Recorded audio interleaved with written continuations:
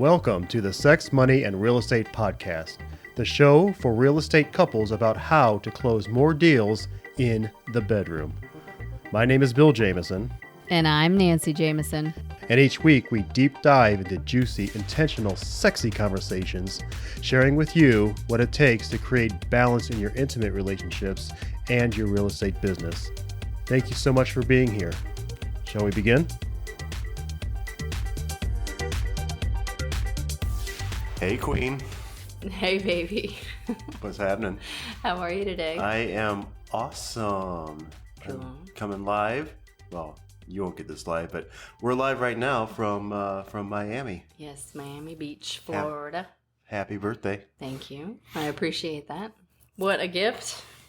What a gift. Maybe that's you know what? I think that'll be my magic when we go into magic. Cool. So we can go into magic now. How do you define magic? We define magic as the ability to influence self, meaning myself, myself, others, and life in an empowering way. Awesome. Mm-hmm. So how have you influenced either self, others, or life with this magic around Miami? So, well, I feel like I've done a little bit of all of it, actually, because we're here in Miami. You gifted us a trip to Miami to celebrate my birthday. So We've been here for 4 days, and it's been extraordinary. And oh my gosh, just all of the fashion and the cars and the beautiful people and the health consciousness and working out on the beach and the amazing food. I mean, we've had amazing food. There has not been one experience where the food hasn't been amazing. Yeah.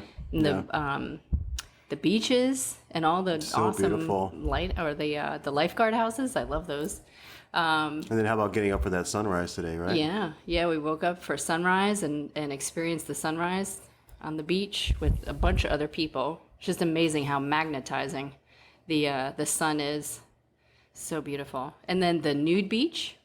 Oh yeah, we did the nude beach yesterday. Yeah, the nude beach. That was for sure a really amazing an interesting experience for sure. Yeah. So glad we did that. Yeah, that was cool. Yep. Cool. So, I think we have a bunch of shared magic this week because this is where we spent a lot of time together this week. Mm-hmm. You know, and I think that I know that there's some magic around us, all the walking we did, and getting a lot of exercise in. I mean, we love to explore anyway, and we explored mile after mile of South Beach and Miami Beach and Bell Harbor and Bell Harbor Fall River Park.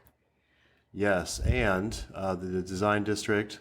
Wynwood, Midtown. Yeah, all great stuff. Yeah, so. Walking and we rented bikes.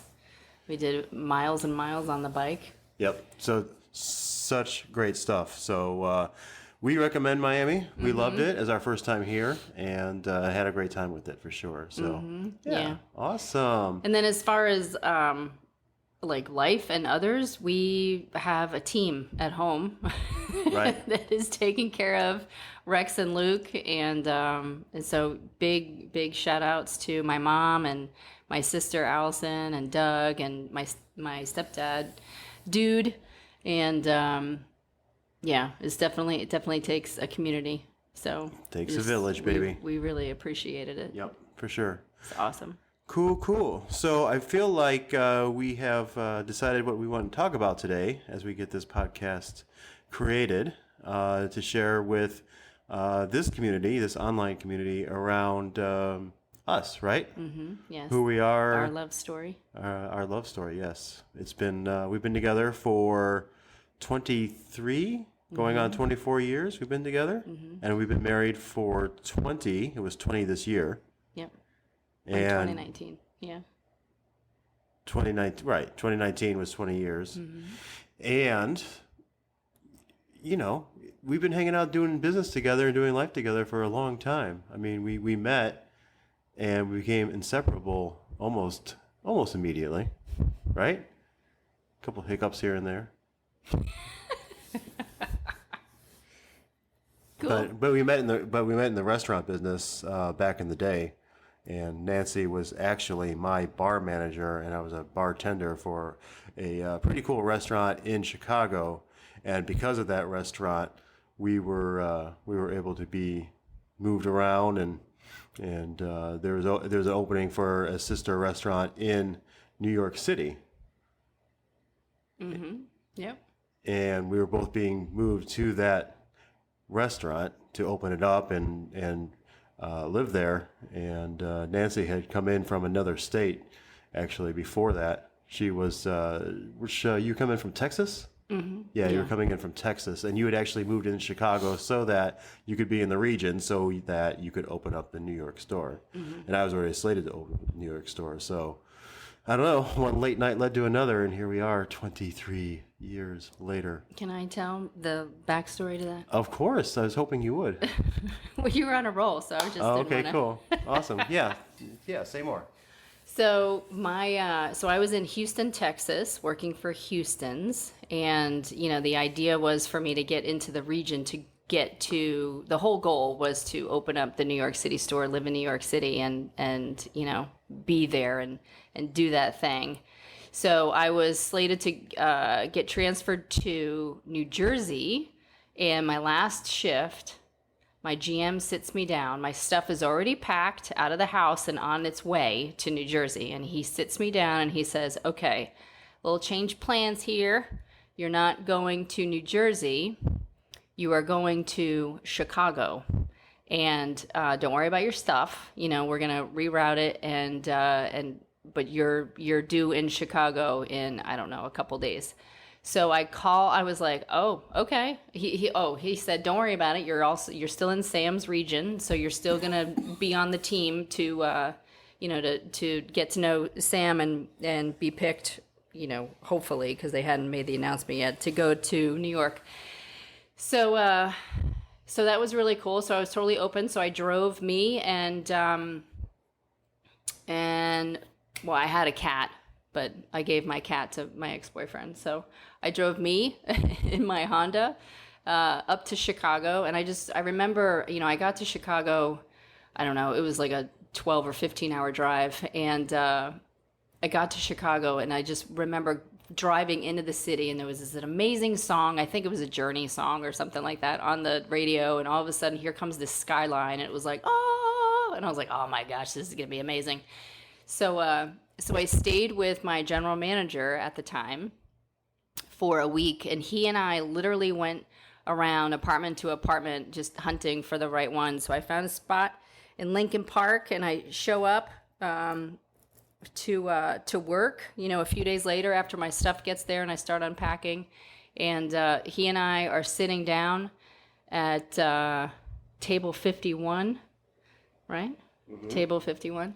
And so we're sitting there and we're going over, because as Bill already said, that I was the bar manager, and here comes this guy carrying this bus tub full of dishes from the bar, and he walks into the kitchen. I feel like I was carrying a full keg on top of my shoulder. Isn't that right? Oh my gosh, you're so brawny. Yes, I am, man. So he carries his the dishes keg into the kitchen, but then he stops and he backs up and he looks like right at me and he's like, "Who's your friend, Dave?" And he's like, and Dave goes, "Nancy Cusick, meet Bill J." And I was like, "Oh my gosh, who's this character?" And he looks at me and he's like, "He's your bartender," or one of them. One of your bartenders. Oh my gosh, yes. Yeah. So that was super fun, and so you know how it's just fascinating. One thing that I do want to make a note of is that I had just gotten back from a 7 Habits of Highly Effective People, Stephen Covey workshop that Houston sent me to. So I was Stephen Covey certified. I went to that workshop in Atlanta, and part of in the workshop, it was to, this exercise was to essentially write down one of your goals. And I chose to write down all of the details around finding the perfect mate, because I was not seeing anybody at that time. Well, that I liked anyway. And so it was about 6 months, and then here we are in Chicago, and I meet Bill, and I was like, oh my gosh, like this guy's gonna get me in trouble. I'm gonna sleep with the help. And you did. I did. Many times. But it was fantastic. It was so cool. So then when we were hanging out in Chicago, we got picked. Both of us got picked. We were the first two to get picked for the opening team, and so then so he calls me one late night. We're out. We haven't hooked up yet, and but it was just lots of conversations around moving to New York and what's it going to be like, and and totally friend based. On the surface, I guess there was all that energy between us, though. So he calls me. I'm in bed. I was talking to another manager on the phone about the shift, which is, just the highlight of my life at this point. And so Bill clicks in on call waiting. Do you remember call waiting? Yeah. Did you not have caller ID on your phone? No, I didn't. I don't think that came out. You weren't that fancy, huh? Well, maybe I didn't pay for it, but I had call waiting, and so I clicked over, and here you are on the phone. You're like, "What are you doing?" I'm like, "I'm talking to Mac on the phone," and you're like, "Get dressed." I'm like, "No, I'm in my pajamas. I'm in bed." And he's like, "Get dressed," and then I was like, "No." He goes, "Get dressed. I'm sending you a cab," and then hangs up the phone. Yeah, you did that. I did that. That's true.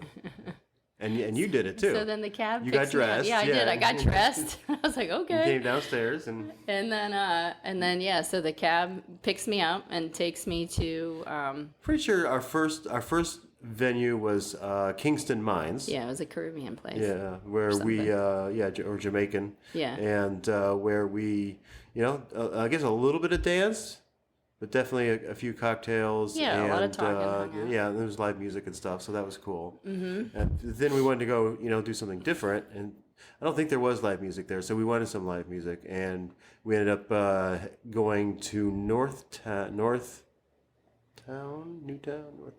We ended up going North Chicago to the Green Mill, which is a really classic venue where turn of the century. Swing music. Yeah, super swank. Yeah, super swanky place. Yeah. So cool. And we definitely danced there and hung out. And I think that's kind of where things started to get etched in stone. Yeah, it was a very, very sexy place. I definitely remember that. The relationship. Yes. So, say more. What happened from there? So we went back to my place. Yeah, I did. I totally. We did. We went back to my place.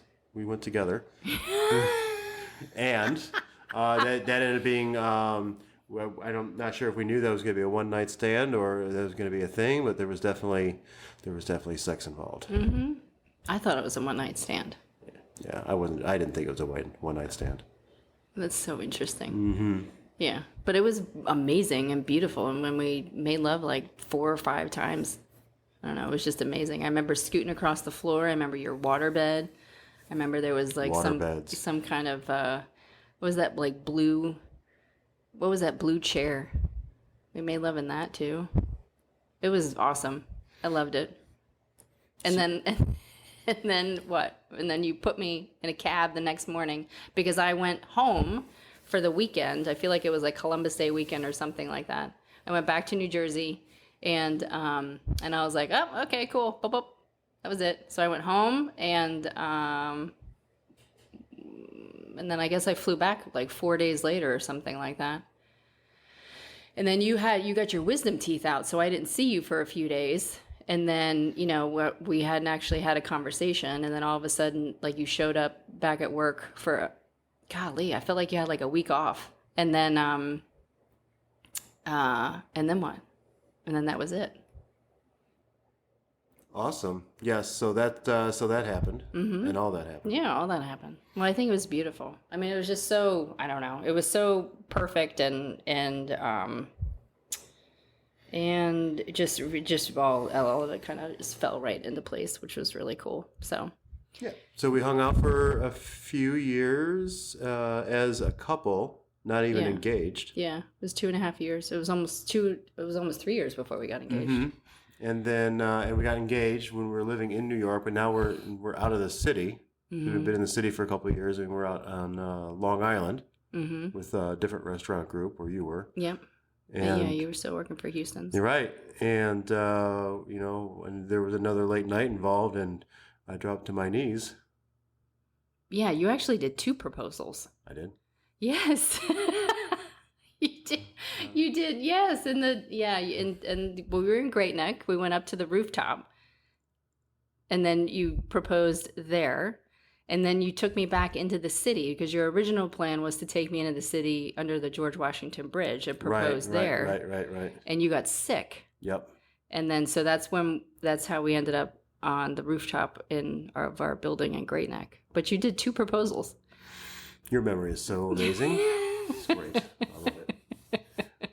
Cool. Yes. And we're living in New York and got married in Chicago. Yes, we got married in Chicago. In my hometown. Yep.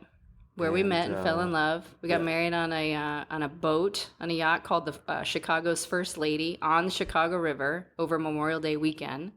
And then we sailed out onto Lake Michigan. Right. And it was awesome. It was 100 people and it was perfect. And because we were on Lake Michigan on Memorial Day weekend, the added bonus was our boat was parked underneath the fireworks. So we had fireworks for our wedding too. So cool. Hearts and olives and smiley faces and all kinds of really fun stuff. It was fun. It was so fantastic. Yes, it was amazing. And fast forward a little bit, and we end up in Atlanta. Yeah, we chose to move to Atlanta. And this is back in the early, restaurant group. Yeah, 99, 2000. Yeah, 2001 we moved to Atlanta in February. Yep. And so we, and that's when I got into real estate while still working for Houston's. You working for the other restaurant group, Eatsies. Yep. And that's 2001. 19 years ago? Yeah. That I started in real estate? Yeah. Oh, crap. Yeah. I've been doing this for a minute. Yeah. Okay, cool. It's your career. Yes. Well, it's your business. Yeah. So, Nancy had her job for a while in restaurants while I was still in the restaurant business, but then also, Yeah, just only a couple of years. And then you got out and you were full-time. And then I was full-time real estate. I got tired of I was doing a lot of deals over the top of the bar and out back by the trash dumpster, and I was really complete with that experience. So got out, took the plunge, and it was pretty scary getting into real estate, and having that be my quote-unquote only career.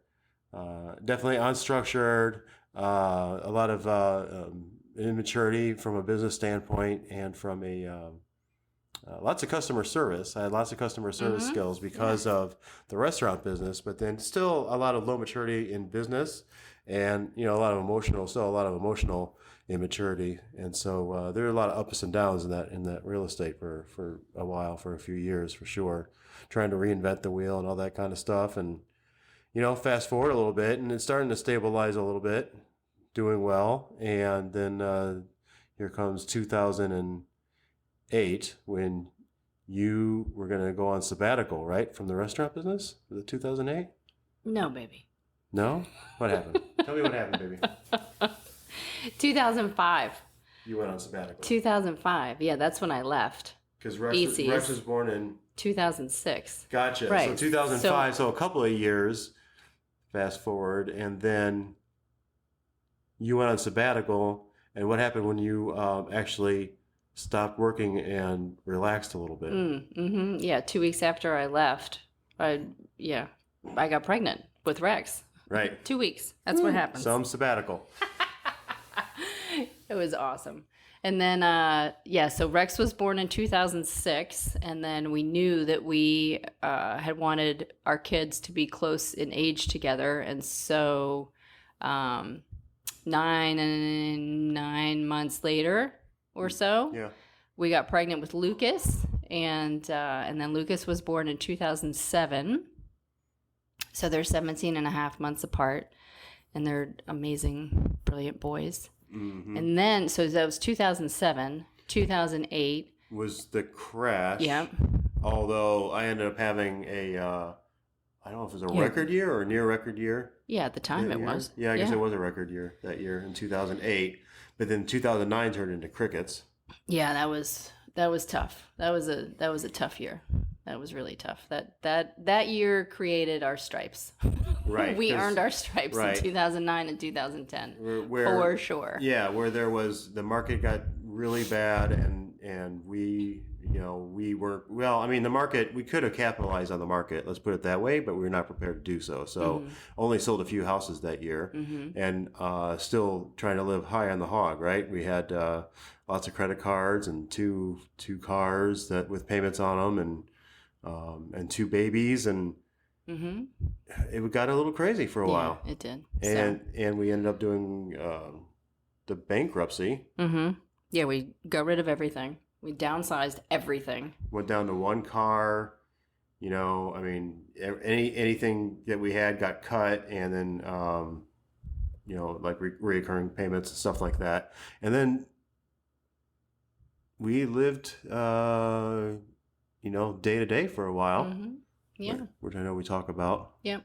Yeah, we did another podcast on the bankruptcy, and like went into the details of how we moved through that, and the different strategies that we used to power out of that. Yeah, and we did. Yeah, but what was beautiful is we were already like so repped at working together that the decision was made for us to work together again, just in a different capacity, different skill set. And you got into real estate, right? And you started to capitalize on the market, and got into tax sales and tax liens, foreclosures, short sales. So my first year in real estate, I closed 42 transactions. Craziness. Yeah, it was great. It was great. But we had separate businesses, and we were like, this is nuts. How do we figure this out? So we threw everything out and redid everything. Redid our division of function, redid how we did business. We systematized everything. We changed brokerages after we interviewed everyone, and it was awesome. And so the next year, so in 2012, from 2011 to 2012, we tripled our income, literally tripled our income. It was incredible, absolutely incredible. So, just surrendered to the models, surrendered to the tools and the processes, and we supercharged. We were in personal development for a while. We even had during the slow time, we were even like selling personal development products. Yeah, programs. Yeah, just because we believed in them so much. Yep. And so that was 2012, and I mean, really never looked back. Just expanded and grew the team, and grew ourselves, and became amazing readers. Yes, the eternal students for sure. And that's what year did we get with the balance game? Late 2012. Gotcha. Yeah, so game. And that's really when we upped our game around personal development for sure. And health and fitness. We had always exercised, but I think the biggest shift was the relationship to the fitness and the relationship to lifestyle. So going 100% organic, and really culling out all of the foods that don't, all the processed foods. And dropping back on the booze and... Yes, for sure. Yeah, definitely slim down on the alcohol. Oh my gosh, that was a big one. Yep. So... Sugar. Really embraced the idea of going gluten and dairy free. Really embraced the idea of drinking a gallon of water a day. I mean, I think we always drank water, but really not at the level that we... Correct. And the consistency, the alkaline water. Really looked at all of the products we were using in the house and on our bodies, and all of that stuff. So yeah, those big lifestyle shifts when we went and connected with the Your Day Balance game. So we have a lot of gratitude for Day at Ioba and the team at Your Day. Yeah, I think the big thing that we, at least I figured out for me and for us, was that little tidbit around detoxing more quickly than we intox. Mm-hmm. And whether it's the food or the social media or whatever, I mean, there were some significant changes, and the changes we made were not for sissies, for sure. Yeah. And because it's all measured, there's measurements all around it, and how'd you finish this week? What percentage you finished at this week? And a lot of people are watching it, what you're doing, So A, you're held accountable, and B, when you're held accountable at that level, you also turn into being the example as well. Absolutely. So this is a pretty cool it's been a really cool transformation. Yeah. And we measure everything in our business, so why not measure everything in our personal life too? I mean, we're accountable to so many different things, whether it's accountability partners or our coaches or anything. So we added that frame of thought, that methodology to our personal life too, that philosophy. Yeah, and you'll hear us mention over and over again, really, in these podcasts, is like how you run your personal life is how you're going to run your business life as well. Yeah, they're 100% connected. Yeah. So, and for a while, long time, we did the opposite. We ran our business life thinking that our personal life was going to get better. Right. It just created frustration and breakdowns without the breakthroughs. They're just straight up breakdowns. It was a lot of learning. Yeah. A lot of learning. So the real estate business and real estate team was for sure the focus for, at least 5 or 6 years. And then we branched out into being coaches. Yeah.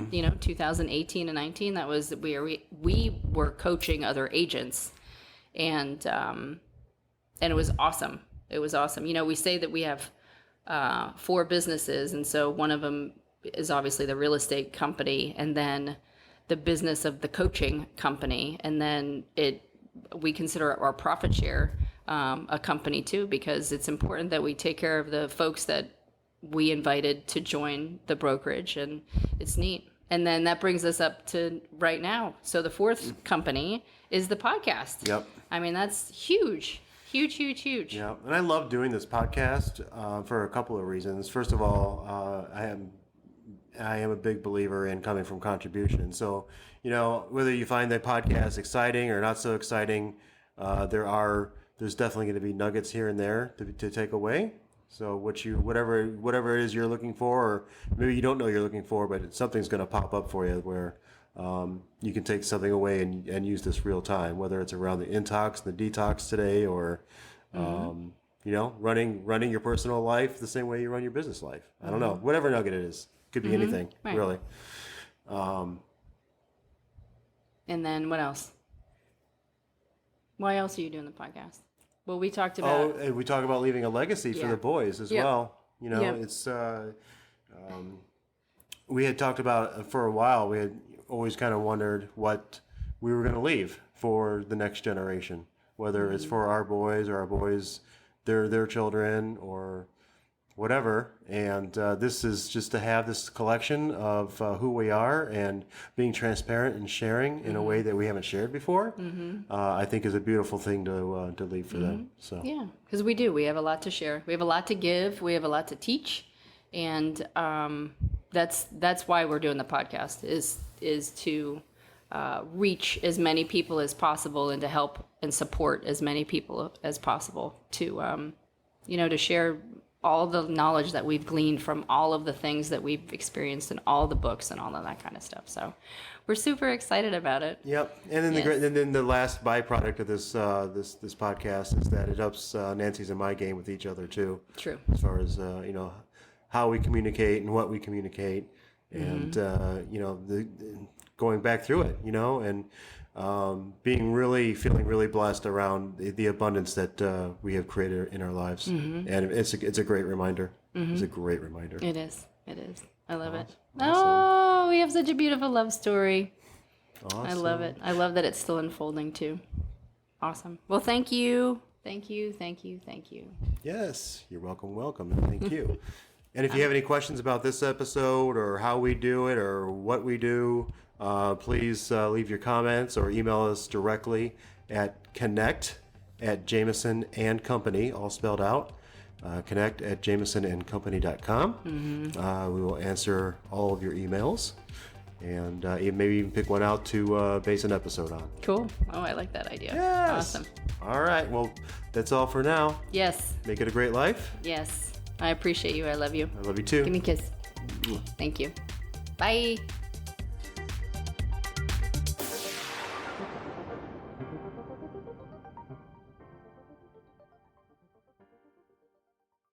Wow, what a show. Thank you so much for listening. And if you're inspired, we ask that you share the podcast with one person and subscribe and follow the show. I'm Bill Jamison. And I'm Nancy Jamison. And remember, it's a great life.